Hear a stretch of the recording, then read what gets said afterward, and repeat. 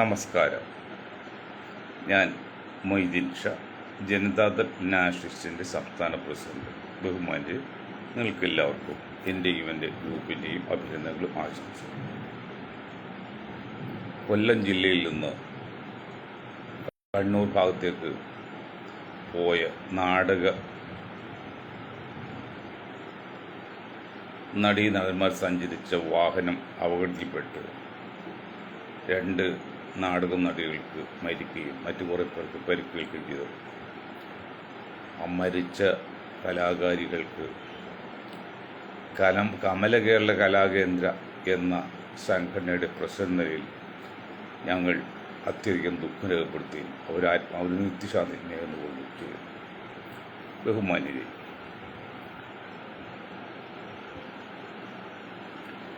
യു.പിയിൽ കൂടുതൽ വിജയം ഉണ്ടാകാൻ വേണ്ടി 2ാം ക്ലാസ്സിൽ പഠിക്കുന്ന ഒരു പെൺകുട്ടിയെ എന്ത് ചെയ്തു? കൊലപ്പെടുത്തി പൂജ നടത്തി. 5 പേര്, അധ്യാപകർ ഉൾപ്പെടെ 5 പേരെ അറസ്റ്റ് ചെയ്തിരിക്കുകയാണ്. നമ്മുടെ രാജ്യം, അതിൻ്റെ സാംസ്കാരിക നിലവാരം, അതിൻ്റെ സാമൂഹിക പശ്ചാത്തലം, ആത്മീയ നിലവാരമൊക്കെ എവിടെ പോയെന്ന് ചിന്തിക്കുക.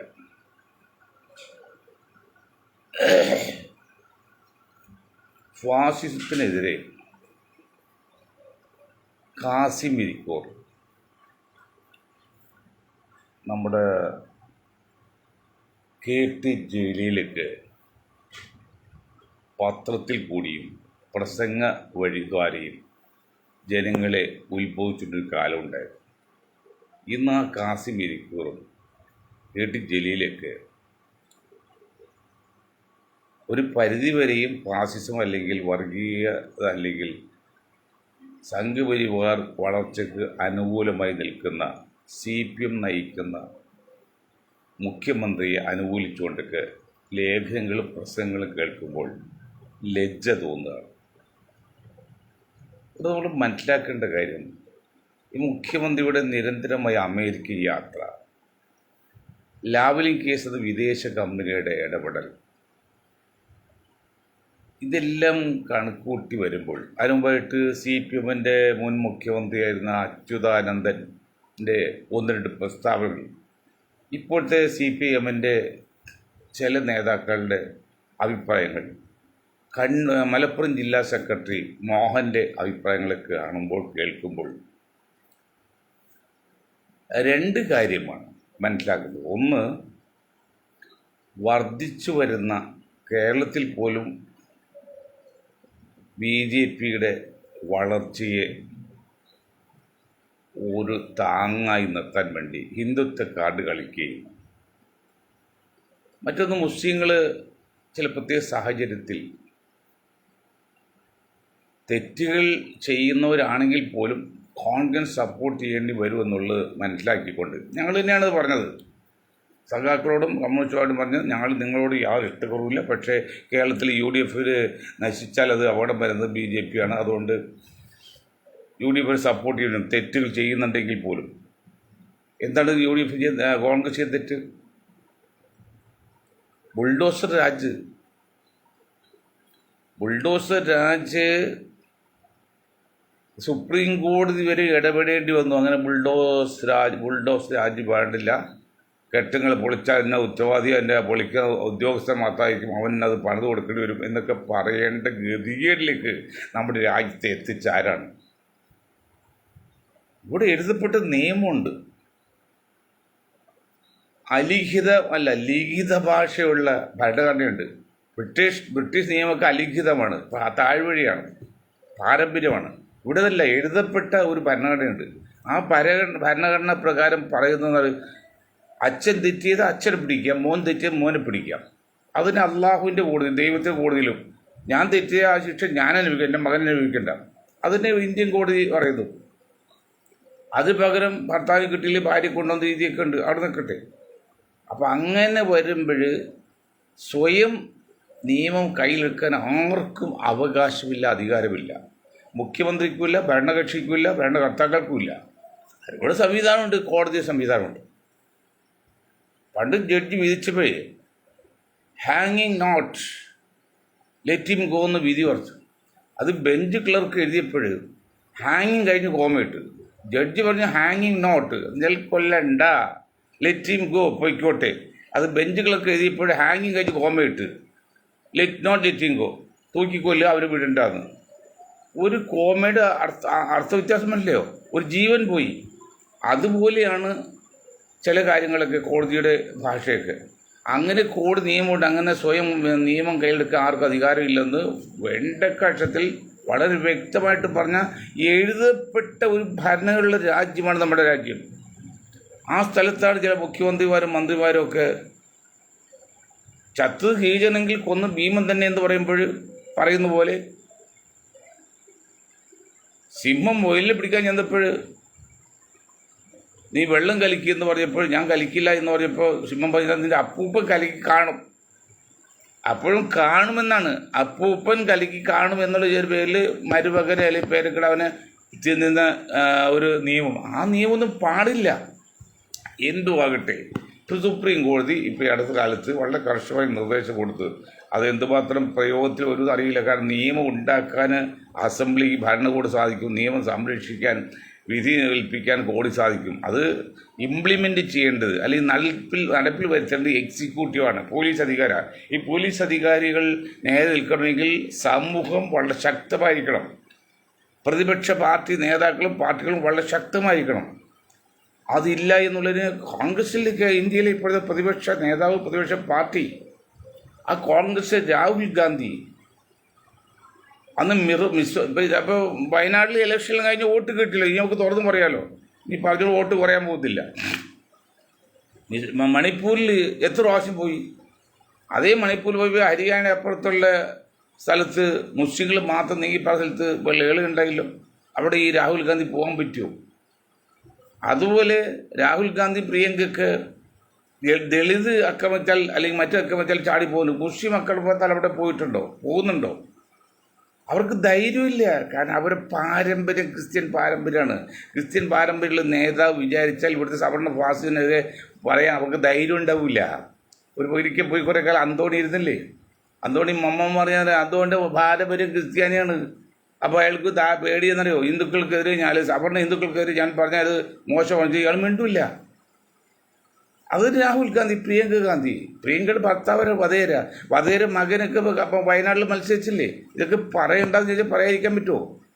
ഇവിടെ 100% വോട്ടും കോൺഗ്രസിന് മാത്രം ചെയ്യുന്ന ഇന്ത്യൻ മുസ്ലിങ്ങളിൽ, ആ മുസ്ലിങ്ങൾക്കൊരു ആപത്ത് വരുമ്പോൾ, അപകടം വരുമ്പോൾ, ബുദ്ധിമുട്ടാകുമ്പോൾ രംഗത്ത് വരേണ്ട രാഹുൽ ഗാന്ധി, പ്രിയങ്ക ഗാന്ധി, സോണിയാഗാന്ധി വീട്ടുകളെയാണ്, ഗൂർഗയൊക്കെ ഉള്ളത്, അവരെല്ലാം എന്തുമാത്രം ഇടപെടുന്നുണ്ട്. ആത്മാർത്ഥം ചിന്തിച്ച് നോക്ക്. ഞാൻ കോൺഗ്രസ് വിരോധിയല്ല. കാരണം കോൺഗ്രസ് വിരോധി ഒരു മുസ്ലിമാനെ സംബന്ധിച്ച്, ന്യൂനപക്ഷക്കാരെ സംബന്ധിച്ച് വിരോധം ഇത് ആപത്താണ്. ഇരിക്കുന്ന കൊമ്പ് വെട്ട് തുല്യമാവും. കാരണം അപ്പുറത്ത് എതിരാളി നിൽക്കുമ്പോൾ കുറച്ചെങ്കിലും എതിർ കുറഞ്ഞ ആളുകളെ നമ്മൾ സപ്പോർട്ട് ചെയ്യുന്നുണ്ട്. അത് സപ്പോർട്ട് ചെയ്യേണ്ട ഗതികേടിൽ എത്തിയിരിക്കുകയാണ്. ഒന്ന് സമുദ്രമാണെങ്കിൽ ഒന്ന് ചെകുത്താനും കടലിനും ഇടയിലാണ് ഇന്ത്യയിൽ ന്യൂനപക്ഷങ്ങൾ, പ്രത്യേകിച്ച് മുസ്ലിം സമുദായം. പക്ഷേ ഈ കോൺഗ്രസ് നയിക്കുന്ന ഈ കത്തോലിക്ക കോൺഗ്രസ് കൊണ്ടോ ക്രിസ്ത്യൻ കോൺഗ്രസ് കൊണ്ടോ സാധിക്കില്ല. ഇപ്പോൾ മഹാരാഷ്ട്ര ഇലക്ഷനെയും അറിയാം. ഇപ്പോൾ വയനാട് മത്സരിക്കും. ഞങ്ങൾ പറഞ്ഞല്ലോ, 541 മണ്ഡലമുള്ള ഇന്ത്യൻ പാർലമെൻറ്റിൽ ഇന്ത്യയിൽ പ്രധാനമന്ത്രിയാകാൻ സാധ്യതയുണ്ടെന്ന് കരുതുന്ന പ്രതിപക്ഷ നേതാവായിരിക്കുന്ന രാഹുൽ ഗാന്ധി നയിക്കുന്ന ഇന്ത്യൻ നാഷണൽ കോൺഗ്രസ്, ആ കോൺഗ്രസിൻ്റെ ആധിപത്യമുള്ള AC പ്രസിഡൻ്റായിരുന്ന രാഹുൽ ഗാന്ധിക്ക് മുസ്ലിം ഭൂരിപക്ഷം മാത്രമല്ല ലീഗ് ഭൂരിപക്ഷമുള്ള ഒരു മണ്ഡലത്തിൽ വന്ന് ജയിക്കേണ്ടി വന്നു എന്ന ഗതികേട്, ആ ഗതികേട് എന്തേ ഇന്ത്യൻ നാഷണൽ കോൺഗ്രസ് നേതാക്കൾ മനസ്സിലാക്കുന്നില്ല? ഇവിടെ കമ്മ്യൂണിസ്റ്റുമായിട്ട് കുറ്റം കാര്യമുണ്ട്. കാരണം അവർക്ക് എന്ത് ചെയ്യാൻ പറ്റും? ഒന്നും ചെയ്യാൻ പറ്റില്ല. നത്തിണ്ടോ എന്ത് ചെയ്യാൻ പറ്റും? ആകെ കൂടി കേരളത്തിൽ മാത്രമേ ഉള്ളൂ. ഇന്ത്യൻ ജനസംഖ്യയിൽ 1% പോലും കമ്മ്യൂണിസ്റ്റ് അനുഭാവികളില്ല. പിന്നെ അവർക്ക് എന്ത് ചെയ്യാൻ പറ്റും? അപ്പോൾ പിന്നെയുള്ള കോൺഗ്രസ് അല്ലേ, ദേശീയ പാർട്ടിയാണ്, വലിയ പാർട്ടിയാണ്. അവർക്ക് കഴിവില്ലാതെ ഒന്നും എന്ത് ചെയ്യും? ചോദിക്കുകയാണ്. അങ്ങനെ വയനാട് മത്സരിച്ചു. ഇപ്പോൾ വയനാട് വന്ന് മത്സരിച്ചപ്പോൾ ലീഗ് ഉൾപ്പെടെ അർമാദിക്കുകയാണല്ലോ. എന്താ സന്തോഷം രാഹുൽ ഗാന്ധിക്കും പ്രിയങ്ക ഗാന്ധിക്കൊക്കെ. കാരണം ഈസിയായിട്ട് പാർലമെന്റിലേക്ക് എത്താം, ഒരു സംശയമില്ല, നോ ഡൗട്ട് അറ്റ് ആൾ. അതൊക്കെ സമ്മതിച്ചത് നമുക്ക് ഇഷ്ടക്കുറവൊന്നുമില്ല. സോണിയാഗാന്ധി, രാഹുൽ ഗാന്ധി വരട്ടെ, പ്രിയങ്ക വരട്ടെ, ഇനി പ്രിയങ്കയുടെ മകൻ വരട്ടെ, അല്ലെങ്കിൽ അച്ഛൻ ഭർത്താവ് വരട്ടെ, നമുക്കൊന്നും പരാതിയില്ല. പക്ഷേ 541 സീറ്റുള്ള ഇന്ത്യൻ പാർലമെന്റിലേക്ക് 272 സീറ്റ് കിട്ടിയാൽ മാത്രമേ ഭൂരിപക്ഷം കിട്ടാൻ ഭരിക്കാൻ പറ്റുള്ളൂ. അങ്ങനെയുള്ള പാർലമെന്റിലേക്ക് ഒരു പാർലമെന്റിൽ എത്തിയാൽ മതിയെങ്കിൽ ഓക്കെ, ഒരു വിഷയമില്ല. സോണിയാഗാന്ധി, രാഹുൽ ഗാന്ധി, പ്രിയങ്ക ഗാന്ധിയും പതേരയൊക്കെ കേരളത്തിൽ വന്ന് മത്സരിച്ചോട്ടെ, വയനാട്ടിൽ മത്സരിക്കട്ടെ, ഒരു കുഴപ്പമില്ല. പക്ഷെ രാജ്യം ഭരിക്കണമെങ്കിൽ 272 സീറ്റ്സ്, 272 സീറ്റ് കിട്ടിയാൽ 541 പകുതി നമ്മൾ 272 ആകുമ്പോൾ 544 ഒരു സീറ്റ് ഭൂരിപക്ഷം മതി, ഭരിക്കാതെ മതി. പക്ഷെ ഭരണം നിലനിൽക്കുന്ന ബുദ്ധിമുട്ടെങ്കിലും അങ്ങനെയുള്ള ഇന്ത്യ മഹാരാജ്യത്ത് ഈ രാഹുൽ ഗാന്ധി വന്ന് വയനാട്ടിൽ നിന്ന് മത്സരിച്ച് ജയിച്ചു. ഇപ്പം പ്രിയങ്ക ഗാന്ധി ജയിക്കുമെന്ന സംശയമൊന്നുമില്ല. ഒന്ന് ആലോചിച്ച് നോക്കിയേ, 79% സീറ്റാണ് എത്ര ശതമാനമാണത്? 72%. 79% രാഹുൽ ഗാന്ധി ഒന്നുണ്ടായി. അത് കുറഞ്ഞിട്ട് അടുത്തതിന് 73ആയി, ഇപ്പം 64ആയി. ഏതൊരു 15% വോട്ടാണ് 2 ടൈം കൊണ്ട് കുറഞ്ഞിരിക്കുന്നത്. വോട്ടിംഗ് ശതമാനം അത് ഭൂരിപക്ഷം കുറയും. എന്താണ് കാരണം? അത് ഞാനൊക്കെ ചിന്തിക്കാൻ, എന്നെപ്പോലെ സാധാരണ ഒരു മനുഷ്യന്, ഒരു സാധാരണ ഒരു രാഷ്ട്രീയക്കാരന് മനസ്സിലാകുന്നുണ്ട് ഇതിൻ്റെ അപകടം. പക്ഷെ കോൺഗ്രസ് നയിക്കുന്ന ഈ മണ്ടന്മാർക്ക് എന്ത് മനസ്സിലാകാത്തത്? അർമാദിക്കാണ്. വയനാട്ടിൽ എന്താ സന്തോഷം! വയനാട്ടിൽ ഏത് കുറ്റിച്ചോല് എന്നാൽ ജയിക്കുന്നേ കോൺഗ്രസിൻ്റെ പേരിൽ. എം ഷാനവാസൻ ജയിച്ചതല്ലേ? ഷാനവാസ് അത്ര വലിയ ആളൊന്നുമല്ലോ. അപ്പോൾ ജയിക്കും. അതല്ല ഇവിടെ വിഷയം. അതിൻ്റെ പരിണിത ഫലം, സൈഡ് എഫക്റ്റിൽ പാർശ്വഫലം എന്താണ്? വടക്കേ ഇന്ത്യയിൽ അത് സംഘപരിവാറും BJP അത് എങ്ങനെയാണ് മിസ്യൂസ് ചെയ്യുന്നത് അതിൽ മനസ്സിലാകുന്നുണ്ടോ? കഴിഞ്ഞ പ്രാവശ്യം വയനാട്ടിൽ നിന്ന് മത്സരിച്ചതിൻ്റെ പേരിലാണ് ആ പച്ചക്കൊടിയും തൊപ്പിയും കാണിച്ച് കൊച്ചു പാകിസ്ഥാൻ വരുന്നു, ക്രിസ്ത്യൻ രാജ്യം വരുന്നു എന്ന് പറഞ്ഞിട്ടാണ്. വീടാന്തരമല്ല, വ്യക്തി ടു വ്യക്തികൾ പോലും പ്രചരിച്ചാണ് 100ഓളം സീറ്റ് കോൺഗ്രസ് പോയത്. അന്ന് അല്ലെങ്കിൽ കോൺഗ്രസ് അല്ലെങ്കിൽ ഭരിച്ചേനെ, BJP പുറത്തുപോയി, മോഡിജി പുറത്തായനെ. ഇത്തവണ പ്രത്യേകിച്ച് പുറത്തായനെ. ഇത്തവണ രാഹുൽ ഗാന്ധി, സോണിയാഗാന്ധി നയിക്കുന്ന കുടുംബമല്ല കോൺഗ്രസ് നയിച്ചിരുന്നെങ്കിൽ ഷുവറായിട്ട് കോൺഗ്രസ് വേണം കിട്ടിയേനെ. ഈ കത്തോലിക്ക കോൺഗ്രസ്, ഞാൻ പറയുന്നത് വേണമെങ്കിട്ട് കാര്യമില്ല, പറയാൻ പറ്റുമല്ല.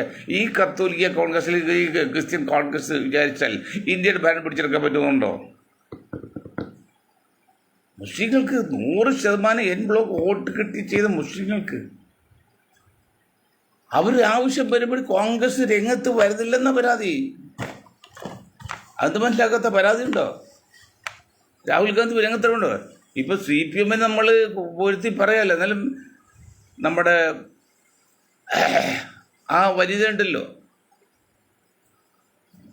പ്രകാശ് കാരാട്ടിൻ്റെ ഭാര്യ, അവർ ഡൽഹിയിൽ പോലീസ് വന്ന് ബുൾഡോസ് രാജ് വന്നപ്പോൾ അവർ രംഗത്ത് അവരെങ്കിലും വന്നു. ആനി രാജ് ചില സമയത്ത് പറയാറുണ്ട്. അവിടെയൊന്നും ഈ സോണിയ, സാഹുല്യ, പിന്നെ പ്രിയങ്കയുടെ തലപോലും കണ്ടില്ലല്ലോ, മിണ്ടുന്നില്ലല്ലോ ഒരു. അപ്പം അവർക്ക് ധാരണ വെച്ചാൽ എങ്ങനെ വന്നാലും മുസ്ലിങ്ങൾ വോട്ട് ഞങ്ങൾക്കാണ്. ആ സാഹചര്യം ഒപ്പിച്ചു.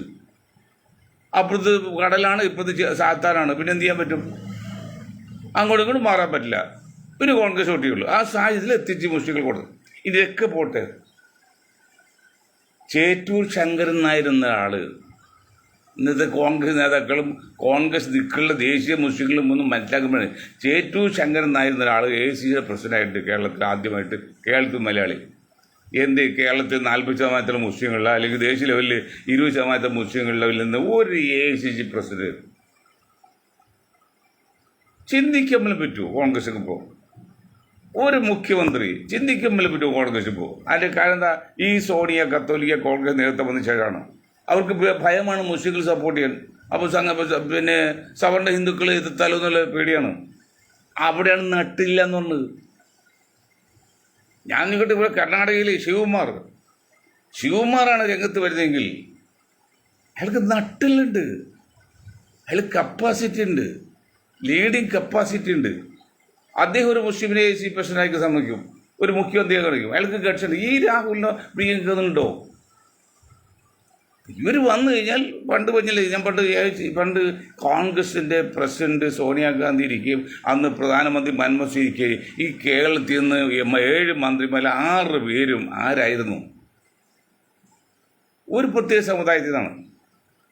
10 ഉന്നത നേതാക്കളുണ്ടായിരുന്നു. സോണിയാഗാന്ധി, രാഹുൽ ഗാന്ധി, പ്രിയങ്ക, ബാക്കി പിന്നെ കാശ്മീർകാരൻ ഗുലാം നബി ആസാദ്, ഈ ഗാർഗെ, അങ്ങനെ 4 പേര്, ബാക്കി 6 പേരും ഈ കൊച്ചു കേരളത്തിൽ 2% ജനസംഖ്യയുള്ള വിഭാഗത്തിൽ മാത്രമായിരുന്നു.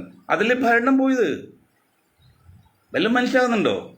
അതല്ലേ സംഘപരിവാർ ഭരണത്തിൽ കയറിയത്. അപ്പോൾ നമ്മൾ കോൺഗ്രസ് വിരോധം പറയുന്നല്ല, നമുക്ക് കോൺഗ്രസ് സപ്പോർട്ട് ചെയ്ത് പഞ്ചായത്ത് മെമ്പറാകാൻ പരിപാടിയില്ല. പക്ഷേ ഈ സമൂഹത്തിൽ സമുദായത്തിന് ഒരു മാന്യമായ അംഗീകാരവും ഒരു സപ്പോർട്ടും കിട്ടണം. അത് കിട്ടുന്നില്ല. ഇപ്പോൾ ടി സിദ്ദിഖൊക്കെ എത്ര സന്തോഷ പ്രിയങ്ക ഗാന്ധിയെ കൊണ്ടുവന്ന് എന്താണ് കുഞ്ഞാലിക്കാട് ഭാര്യ വീട്ടിലേക്കാണ് പ്രിയങ്ക ഗാന്ധി പോയത്. അത് തെറ്റെന്ന് ഞാൻ പറയുന്നില്ല. നിങ്ങളൊരു കാര്യം മനസ്സിലാക്കണം, ഈ പ്രിയങ്ക ഗാന്ധിയെ കൊണ്ട് നിങ്ങൾ കുഞ്ഞാലിക്കാട് ഭാര്യ വീട്ടിൽ കൊണ്ട് പരിചയപ്പെടുത്തിയേക്കണല്ലോ, ഇന്ത്യൻ നാഷണൽ കോൺഗ്രസോ ഇന്ത്യൻ മുസ്ലിം ലീഗിനോ ഗുണകരമല്ല. ഇതിൻ്റെ പ്രചരണം വളരെ വലുതാണ് വടക്കേ ഇന്ത്യയിൽ സംഘപരിവാർ ചെയ്യുന്നത്. അത് കാണാനുള്ള കഴിവില്ലാത്ത നിങ്ങൾക്ക്, ഈ കുഞ്ഞാക്കും പിന്നെ ഈ രാഹുൽ ഗാന്ധിക്കൊക്കെ എങ്ങനെ ഇന്ത്യയിൽ ഭരണത്തിൽ വരാൻ പറ്റും? ചോദിച്ചു നോക്ക്, ചിന്തിച്ചു നോക്ക്. അപ്പോൾ ആണത്തെ ഉള്ളൊന്നും തന്നെയായി കാണാം, ഗഡ്സുള്ള തന്നെയായിരിക്കും നേതാവാകേണ്ടത്. ഹിന്ദു സമുദായത്തിൽ തന്നെ ഒരാളായിരിക്കും നേതാവാകേണ്ടത്. ആ നേതാവ് ആരായിരിക്കണം? പക്ഷേ മുസ്ലിങ്ങളോട് സ്നേഹമുള്ളവരായിരിക്കണം. സ്നേഹമുള്ള സിംഹം ശക്തനാണ്. അവന് സ്നേഹം തോന്നിയാലേ നടക്കുള്ളൂ. അല്ല പൂച്ചയ്ക്ക് സ്നേഹം തോന്നിയിട്ട് എന്താ കാര്യമല്ല, പൂച്ചയ്ക്ക് ഇരിക്കാൻ പറ്റുമോ? അപ്പോൾ ഹിന്ദു സമുദായത്തിൽപ്പെട്ട, അത് പ്രത്യേകിച്ച് മുന്നോക്ക സമുദായത്തിൽപ്പെട്ട ഒരു നേതാവ് വരുന്നതാണ് ഇന്ത്യയിലെ ന്യൂനപക്ഷങ്ങൾക്ക് മുസ്ലിങ്ങൾക്ക് നല്ലത്. പക്ഷെ അവൻ മുസ്ലിം പ്രേമിയായിരിക്കണം, ന്യൂനപക്ഷ പ്രേമിയായിരിക്കണം. മോഡിക്കതില്ല, അമിത്ഷായ്ക്കതില്ല. പക്ഷെ രാഹുൽ സ്നേഹമൊക്കെ ഉണ്ട്, സ്നേഹക്കുറവൊന്നുമില്ല. പക്ഷെ ചെയ്യാൻ പറ്റത്തില്ല, ഗട്ട്സില്ല, അതിനുള്ള കപ്പാസിറ്റി ഇല്ല. സപ്പോർട്ടിങ് പവർ എന്നൊക്കെ പറയുന്നത് എത്ര കോൺഗ്രസ്സുകാർക്ക് മനസ്സിലായിട്ടുണ്ട്, എത്ര മുസ്ലിങ്ങൾക്ക് മനസ്സിലായിട്ടുണ്ട്. നമുക്ക് കുറ്റം പറയാം, വർഗീയത കുറ്റം പറയാം. ഇവിടെ ഇന്ന് മോഹൻ എന്താണ് നമ്മുടെ CPM-ൻ്റെ മലപ്പുറം ജില്ലാ സെക്രട്ടറി മോഹൻ പറഞ്ഞല്ലോ, വളരെ അത്ഭുതകരമായിട്ട് കേട്ടോ. അത് വ്യായാമ മുറ പഠിപ്പിക്കാൻ വേണ്ടി ആരോ ഒരു ടീം മലപ്പുറത്തൊക്കെ ചെയ്യുന്നുണ്ട്. അത് വർഗീയത ഉണ്ടാക്കണം, അത് പോപ്പുലർ ഫ്രണ്ടിൻ്റെ B ടീമാന്നൊക്കെ പറഞ്ഞാണ് പോലീസിൽ പരാതിപ്പെട്ട് ഏതൊക്കെ ബുദ്ധികൾ പോലീസ് അന്വേഷിച്ചിരിക്കുകയാണ്. അപ്പോൾ ഒരു വ്യായാമ മുറ പോലും മുസ്ലിം സമുദായം തുടങ്ങാൻ പാടില്ല. ഇത് വേറെ ആരെങ്കിലും പറഞ്ഞെങ്കിലോ അവന് വർഗീയത ചിത്രീകരിക്കും. എന്നെ വർഗീയത ചിത്രീകരിക്കാൻ ഒക്കില്ല. കാരണം എന്താ അറിയോ, റോസാറ്റിൽ നിന്ന് പോകുന്നില്ല, എൻ്റെ ആത്മാവ് വേദനിക്കുമെന്നുള്ള ചിന്താഗതിയാണ് ഞങ്ങൾക്ക്. മറ്റാൾക്കുറിച്ച് മോശമായി ചിന്തിക്കുന്ന ഭാവമാണ്. അങ്ങനെ ചിന്താഗതികൾ ഞങ്ങളെക്കുറിച്ച് വർഗീയവാദിയൊന്നും രാജ്യദ്രോഹിയെന്ന് ആർക്കും പറയാൻ പറ്റില്ല. ഞങ്ങളുടെ പ്രവൃത്തി അതാണ്, ഞങ്ങൾ ഒരിക്കലും ചിന്തിക്കില്ല. പക്ഷേ മുസ്ലിം സമുദായത്തിൽ മുസ്ലിം നാമധാരിയായിട്ട് അവർ വ്യായാമ ക്ലാസ് പോലും, പരിശീലന ക്ലാസ് നടക്കാൻ പാടില്ല. ഉടനെ പോപ്പുലർ ഫ്രണ്ടായി. ഈ പോപ്പുലർ ഫ്രണ്ട് സൃഷ്ടി എന്നൊക്കെ അറിയാമല്ലോ നിങ്ങൾക്ക്. ആ സൃഷ്ടി അതിന് വന്നതെന്ന് നിങ്ങൾക്കറിയാം, അത് ഞാനിപ്പോൾ പറയുന്നില്ല. അതുകൊണ്ടാണ് നേട്ടം കൊയ്താലും അറിയാം. അപ്പോൾ സംഘപരിവാർ മാത്രമല്ല, CPM-ൻ്റെ സെക്രട്ടറി, മലപ്പുറം ജില്ലാ സെക്രട്ടറി മോഹൻ സഖാവ് പറയുന്നു, ഇങ്ങനെ വ്യായാമം കൂടെ പഠിപ്പിക്കുന്നുണ്ട്, അത് അപകടമാണ്, അത് ജമാഅത്ത് ഇസ്ലാമിയും പോപ്പുലർ ഫ്രണ്ടിൻ്റെയൊക്കെ സപ്പോർട്ടാണെന്നാണ്. ഈ പോപ്പുലർ ഫ്രണ്ടിന് ജമാഅത്ത് ഇസ്ലാമിയൊക്കെ എത്ര കാലം നിങ്ങൾ കൊണ്ടുവരുന്നത് ഉപയോഗിച്ചാൽ മുതലെടുത്തത്? അന്ന് നിങ്ങൾക്ക് കുഴപ്പമുണ്ടായില്ല. നമുക്കെതിരെ വരുമ്പോൾ ശരിയും അല്ല തെറ്റും നമ്മുടെ കൂടെ നിൽക്കുകയാണെങ്കിൽ അത് ശരിയെന്നുള്ള ആ പോളിസി ശരിയല്ല സഖാക്കളെ. ആ പോളിസി അംഗീകരിക്കാൻ പറ്റില്ല. അപ്പോൾ അതുകൊണ്ട് ഇന്ത്യയിലെ 20 കോടിയോളം 30 കോടിയോളം വരുന്ന 20% വരുന്ന മുസ്ലിങ്ങൾക്ക് അവന് ഒരു സംഘടന പോലും വിവരിക്കാൻ പറ്റാത്ത രീതിയിലാണ് പോകുന്നത്. ഒരു സംഘടന ഉണ്ടാക്കിയാൽ അവിടെ സംശയം വരുന്നു. ഇനി ഒരു കാര്യം ചോദിച്ചു, വളരെ ലളിതമായിട്ടൊരു കാര്യം ചോദിക്കട്ടെ സഖാക്കളോടും സംഘപരിവാരോടും കോൺഗ്രസ് നേതാക്കളോടൊക്കെ. ന്യൂനപക്ഷങ്ങൾ നമ്മുടെ മനുഷ്യ ശരീരത്തിൽ 1-2 അവയവമുണ്ടല്ലോ, ഗൂഹ്യഭാഗം എന്നൊക്കെ പറഞ്ഞ ആ ലൈംഗിക അവയം അത് ഫ്രണ്ടിലൊന്ന് ബാക്കിൽ രണ്ട്. അപ്പോൾ പണ്ട് ഒരു ആൾ പറഞ്ഞ് ബാഗിൽ കിടക്കുന്നത് എത്ര ഉയർന്നാലും ഫ്രണ്ടിൽ കിടന്ന് താഴെ വരുള്ളൂ എന്ന് പറഞ്ഞാലേ ഇവിടെ ന്യൂനപക്ഷങ്ങൾ എത്ര വളർന്നാലും എത്ര സംഘടിപ്പിച്ചാലും ഭൂരിപക്ഷ സമുദായത്തിൽ എങ്ങനെയാണ് വെല്ലുവിളിയാകുന്നത്? ഭൂരിപക്ഷ സമുദായത്തിൽപ്പെട്ട ഈ RSS സംഘപരിവാറിനൊക്കെ ആയുധ പരിശീലനം ലക്ഷ്യം കൊണ്ട് നടത്താൻ പരസ്യമായിട്ട് ആയുധം പ്രദർശിപ്പിക്കാം. അതിനൊന്നും ഒരു കുഴപ്പമില്ല, ഒരു കേസുമില്ല. ഒരു മുസ്ലിം നാമധാരി ഒരു വ്യായാമം ട്രെയിനിങ് ക്ലാസ് തുടങ്ങിയാൽ അത് വർഗീയതയാണ്, രാജ്യദ്രോഹമാണ്, ദേശദ്രോഹമാണ്, മുസ്ലിം രാഷ്ട്രം ഉണ്ടാക്കാണ് എന്നൊക്കെ വ്യാഖ്യാനിക്കുന്ന ആ കുബുദ്ധികൾക്ക് സപ്പോർട്ട് ചെയ്യുന്ന ആൾക്കാർ നമ്മൾ എന്താ വിളിക്കുക? കാര്യപരമായ കാര്യങ്ങളായിരിക്കട്ടെ, വസ്തുവിറ്റായിരിക്കട്ടെ. വെറുതെ ഞാൻ പറഞ്ഞിട്ട് കാര്യമുണ്ടോ? നമ്മൾ വർഗീയത എതിർക്കും, ഒരു സംശയക്കാത്തില്ല. രാജ്യത്തെ സ്നേഹിക്കും, ഒരു സംശയക്കാത്തില്ല. ഭരിക്കുന്ന കക്ഷി അംഗീകരിക്കാതെ മുസ്ലിങ്ങൾ ഈമാൻ്റെ ഭാഗം കൂടിയാണ്. എങ്ങനെയുള്ള ഇന്ത്യയിലെ മുസ്ലിങ്ങൾ അവർ ഒരു സംഘടനയ്ക്ക് ഒരു വ്യായാമം തുടങ്ങിക്കഴിഞ്ഞാൽ അത് പിന്നെ രാജ്യദ്രോഹ കുറ്റമാണ് അല്ലെങ്കിൽ രാജ്യത്തെ തകർക്കാനാണ് എന്നൊക്കെ ചിന്തിക്കുമ്പോൾ ഒരു കാര്യം ചോദിക്കട്ടെ, ഈ ഒരു സംഘടന ജനതാദൾ നാഷണലിസ്റ്റ് എന്ന് പറയുന്ന സംഘടന രാഷ്ട്രീയ പാർട്ടിയാണ്. അത് വെറും നല്ല കോൺഗ്രസ് അല്ല, അത് മനഃശാസ്ത്ര കൂട്ടായ്മയാണ്, തത്വജ്ഞാനപര കൂട്ടായ്മയാണ്, ശാസ്ത്രീയ കൂട്ടായ്മയാണ്. അങ്ങനത്തെ കൂട്ടായ്മയാണ്. അതിൽ വലിയ വലിയ ബുദ്ധിജീവികളും ചിന്തകന്മാരൊക്കെ ഉള്ള ഇതാണ്, പ്രസ്ഥാനമാണ്. ആ പ്രസ്ഥാനം ചോദിക്കുകയാണ്, ഒരു ന്യൂനപക്ഷ സംഘടന, ന്യൂനപക്ഷങ്ങൾ ഒരു രാജ്യത്ത് അവർ എങ്ങനെ സംഘടിപ്പിച്ചാലും എങ്ങനെ പ്രവർത്തിച്ചാലും അത് ഭൂരിപക്ഷ സമുദായത്തിൽ എങ്ങനെയാണ് ആപത്ത് വരുന്നത്? അവന് ചെയ്യാൻ പറ്റുമവനെ? ആ ചെയ്യാമെന്ന് ചിന്തിക്കുന്നുണ്ടെങ്കിൽ അവൻ മണ്ടനാണ്. ഇപ്പോൾ ഈ പോപ്പുലർ ഫ്രണ്ട് പറഞ്ഞ് 2047 ഇന്ത്യ അവർ ഭരിക്കുന്നോ കേരളം ഭരിക്കുന്നതൊക്കെ അച്യുതാനന്ദൻ പറഞ്ഞ പോലെ അവരും പറഞ്ഞു. എന്തടിസ്ഥാനത്തിൽ ഭരിക്കുന്നുണ്ട്? അപ്പോൾ അത് ഭയക്കുമ്പോൾ അപ്പോൾ അതിൻ്റെ അർത്ഥം മറുപക്ഷത്തുള്ള ചിന്താഗതിയും തത്വസംഹിതക്കും എന്തോ ആപത്തുണ്ട്, അപകടമുണ്ട്, പോരായിക എന്നുള്ളതാണ്. ആ പോരായികയാണ് മതപരിവർത്തനം. തൊഴിൽ ചെയ്യാൻ പാടില്ല, വിദ്യ അഭ്യസിക്കാൻ പാടില്ല, കൂലി ചോദിക്കാൻ പാടില്ല, പിന്നെ റോഡ് നടക്കാൻ പാടില്ല എന്നൊക്കെ പറയുമ്പോൾ അവിടെ ഒരു അപാകത ഉണ്ടെങ്കിൽ അവൻ സ്വാഭാവികമായിട്ട് സ്വാതന്ത്ര്യം കിട്ടാൻ വേണ്ടി ആ മറ്റു മതത്തിലേക്ക് പോകും.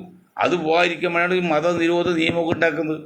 അല്ലെങ്കിൽ നല്ല മതമാണെങ്കിൽ അവരെങ്ങനെ പുറത്തേക്ക് പോകുമോ? അവിടെ നിരോധനം ആവശ്യമുണ്ടോ? നിർബന്ധ മതപരിവർത്തനം തെറ്റാണെന്ന് ഇന്ത്യയുടെ ഭരണയിൽ നേരത്തേനുണ്ട്, അംബേദ്കർ ഭരണയിലുണ്ട്. ഇപ്പോൾ പുതിയ നിയമം കൊണ്ടുവന്നേക്കാണ്. അതിൻ്റെ അവസ്ഥ എന്താ? പുതിയ നിയമം എല്ലാ നിയമങ്ങളുണ്ട്, അതിനെല്ലാം കവച്ചു വെച്ചുകൊണ്ട് മോഡിഫിക്കേഷൻ വരുത്തി പുതിയ ചില നിയമങ്ങൾ ഉണ്ടാക്കണം. അതൊക്കെ നമ്മുടെ കെട്ടുറപ്പിന് കുഴപ്പമുണ്ടാകും, നമ്മുടെ ആശയത്തിൻ്റെ ആദർശത്തിൻ്റെയും അഭിപ്രായങ്ങളിൽ പോരായ കൊണ്ടാണ്. ഇതൊന്നും ശരിയല്ല സഖാക്കൾ. നിങ്ങൾ ഒരു കാര്യം ആലോചിച്ചോ, ഇസ്രായേൽ ബോംബിട്ട് കുഞ്ഞു മക്കളെ കൊന്നപ്പോൾ, 2 വയസ്സുകാരെ കൊന്നപ്പോൾ ലോകത്തെ അടക്കി വാഴുന്ന അമേരിക്കൻ പ്രസിഡന്റ് ഒന്ന് ശ്രദ്ധിച്ചെങ്കിൽ ആ കുഞ്ഞുമക്കളെ കൊല്ലാതിരിക്കാൻ ചെയ്തില്ല. ഭരണം പോയില്ല അവിടെ ഇത്. അപ്പോൾ ട്രംപ് ഇപ്പോൾ എല്ലാം നല്ലതെന്ന് പറഞ്ഞില്ല, എന്നാലും അവിടെ ഇത് ഭരണം പോയോ? കാരണം ദൈവം ഒന്നുണ്ട്, പ്രകൃതി ഒന്നുണ്ട്, ഒരു ശക്തിയുണ്ട്. അത് ഇല്ലെന്ന് വിചാരിക്കരുത്.